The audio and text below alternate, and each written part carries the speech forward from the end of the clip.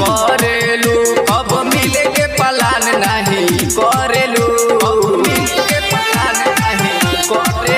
खाली फोनवे पर बात रानी करेलू, अब मिले के प्लान नहीं करेलू।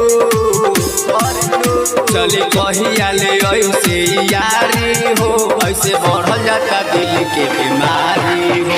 चली कहिया ले ऐसे यारी हो, ऐसे बढ़ल जाता दिल के बीमारी हो।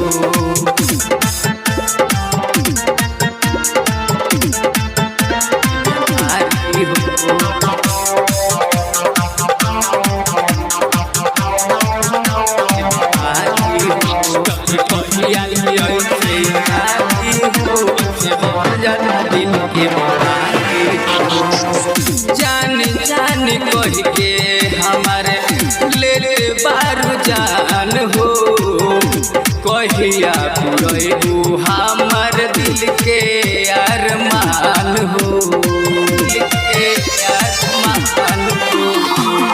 जान जान कह के हमारे ले बारू जान हो, कहिया पुरैबू हमर दिल के अरमान हो।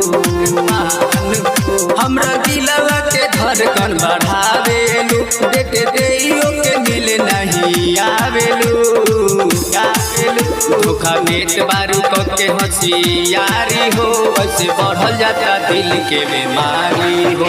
चली कहिया ले ऐसे यारी हो, ऐसे बढ़ल जाता दिल के बीमारी हो।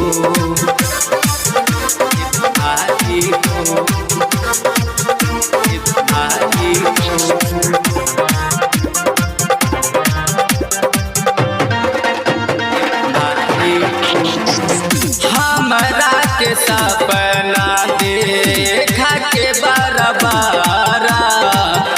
रोजो इंतजार हम करीले पिछुआरा। हमरा के सपना देखा के बारा